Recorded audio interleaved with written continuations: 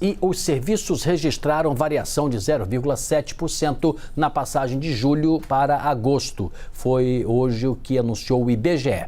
Trata-se da quarta taxa positiva, seguida com ganho acumulado de 3,3% no período. O mercado esperava uma alta mensal, mas de 0,2%. E o avanço de 6,9% em relação a agosto do ano passado, de acordo com a pesquisa da Reuters. Com o resultado de agosto, o setor opera 10,1% acima do nível pré-pandemia, registrado em fevereiro de 2020, e fica 0,9% abaixo do maior patamar da série histórica, alcançado em novembro de 2014, é o que diz o Instituto. E nós vamos falar agora sobre este tema com Mauro Rochlin, professor de Economia da FGV do Rio de Janeiro. Tudo bem, professor? Quanto tempo? Uma boa tarde. Boa tarde, Sidney. Prazer estar com vocês aqui. Professor, existem alguns indicadores que eles só fazem um efeito concreto na economia alguns meses depois, né? Que se observa uma movimentação do gráfico ali para uma tendência ou de alta ou de baixa. Nesse caso, serviços, que é um setor que emprega muita gente, né? Então, uma boa notícia por isso, ajuda a aliviar um pouquinho o drama das famílias. O resultado pode ser igualmente positivo nos próximos meses? Olha, Sidney, eu acho que os números têm surpreendido. Se a gente for muito fiel aos fatos, a gente vai ter que reconhecer que todas as previsões apontavam para números piores do que a gente está verificando. E, aliás, não só no setor de serviços. De uma maneira geral, agora no setor de serviços, como você mesmo assinalou, a gente está falando de um setor que emprega muito, que representa 2/3 praticamente da atividade econômica. Então, tem impacto no emprego de uma maneira muito forte e tem impacto no PIB de uma maneira geral. E os números têm surpreendido, como esse que você está falando agora. É um número para se comemorar.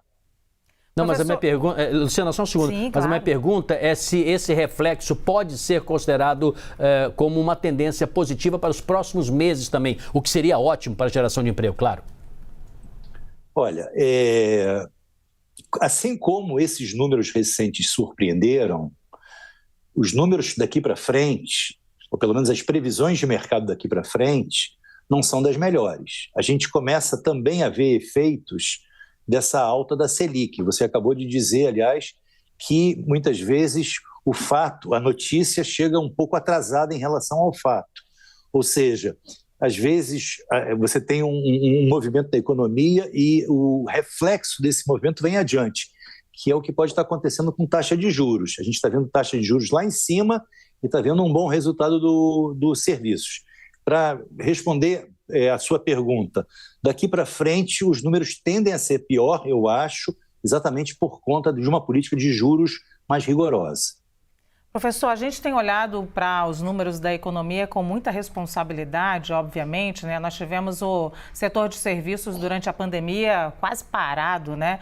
E depois, é claro, ele vem sendo aquecido a todo momento.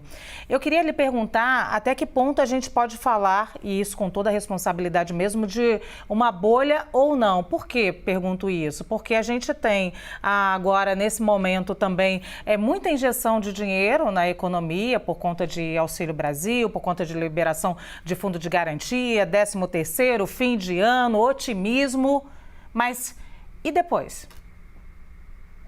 Olha, eu concordo e compartilho dessas preocupações, né? A preocupação é de que todo esse turbinamento do consumo esteja acontecendo muito circunstancialmente, muito em cima de um cenário eleitoral. É verdade, todos os especialistas compartilham dessa preocupação. Agora, por outro lado, os números animam. Por exemplo, a gente está falando de melhora no setor de serviços, a gente também está falando de melhora de emprego. A gente está falando de um emprego que está hoje abaixo. A taxa de desemprego, melhor dizendo, ela está abaixo de 2 dígitos. E a massa salarial, ela bate recorde. Então, a gente está vendo números que surpreendem, em primeiro lugar. E, em segundo lugar, de uma certa maneira, desautorizam previsões mais catastróficas. O mercado fala, para o ano que vem, de um crescimento de 0,5%. Em vista do que a gente tem visto mais recentemente, a gente tem que repensar esses números.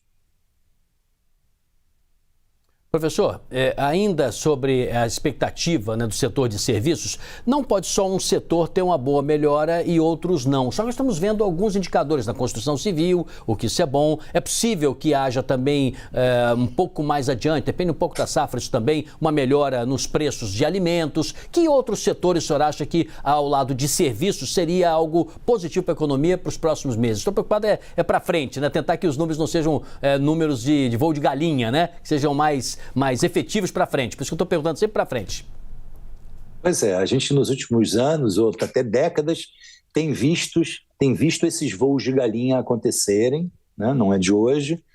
Isso tem caracterizado, de uma certa maneira, 4 décadas de economia brasileira, mas o que a gente está vendo pode ser, de fato, em parte efeito de medidas um tanto conjunturais. Acho bastante provável que essas medidas conjunturais, vou chamar assim, turbinamento de Auxílio Brasil e coisas do tipo, e auxílio disso e auxílio daquilo, isso pode ser muito uma coisa para resolver um problema do momento e não atender demandas de longo prazo.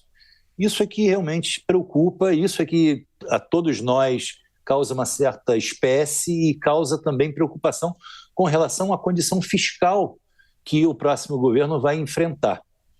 Então, a gente está falando de melhora do setor de serviço, mas veja que a gente, com isso, pode falar de algo de política fiscal para o ano que vem, que é, talvez, a maior preocupação com relação ao novo governo. Ainda sobre o setor de serviços, tem um dos elementos do setor de serviços que é a parte de turismo, que a gente sempre tem uma vocação, né, turística. O Brasil e muitas cidades vivem do turismo. Eu sou carioca, falo exatamente disso, e tem um potencial ainda para crescimento, mas a gente queria saber primeiro qual foi a robustez desse crescimento dentro do turismo e o que por exemplo, taxas de voos, né, as passagens estão super caras, como isso pode ainda ter uma margem para a gente melhorar esse nosso potencial, professor?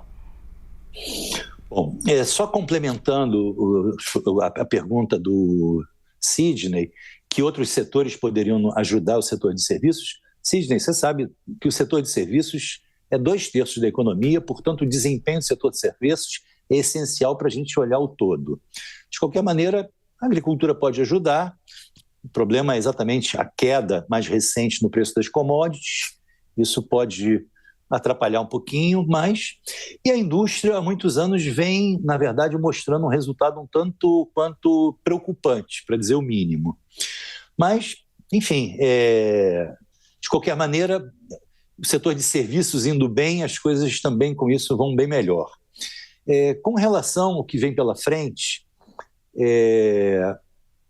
fica difícil a gente pensar num cenário assim de crescimento mais robusto. A gente está falando de crescimento de 2,5% para esse ano.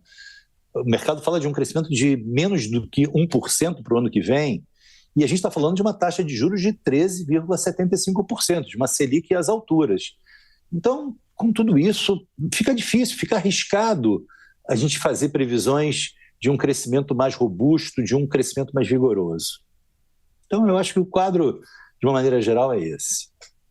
Nós também, né, Luciano, estamos indagando o professor. É difícil porque ele tem um limite para cima e para baixo para ir, né? Os resultados futuros ele não sabe, né? Então é complicado mesmo ter essa afirmação mais para diante. E Sidney, como nós economistas erramos mais recentemente, principalmente no que diz respeito a previsões sobre o mercado de trabalho, né? E nisso eu me incluo, mas achei que isso é pouco falado, claro, mas de qualquer maneira o erro é clamoroso. E é importante a gente poder incorporar esses fatos, esses dados à nossa análise. O mercado de trabalho hoje opera de uma maneira que não se esperava há um ano atrás. A taxa de desocupação hoje está próxima a 8%. Há 2 anos atrás seria impensável se falar disso. Ainda tomara que seja permanente, também, né, professor?